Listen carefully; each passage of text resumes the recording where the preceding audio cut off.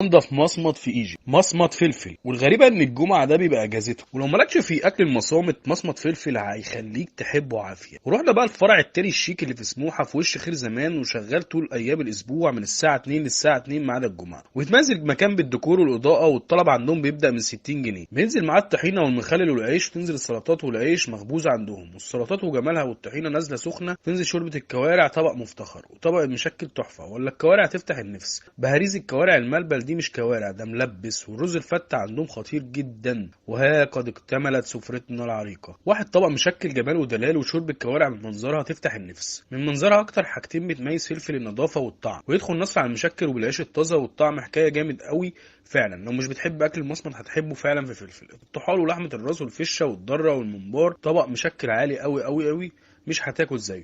ودخل نصر على الملبل شوربة الكوارع ويقلب ودايب دوامات ملبس. يا جماعة ايه النظافة والجمال ده؟ ما كناش في حياتنا اكل مصمت بالطعامة والنظافة دي. ويدخل نصر على الرز، وبنحسب الرز عادي لقيناه جامد قوي وعجبنا كلنا، والطشة بتاعته حكاية مدياله طعم رائع. والطحينة السخنة الفريش مع المشكل تاخدك في حتة تانية خالص. ونصر متمزج قوي، مزاجه عالي من الحلاوة والطعم.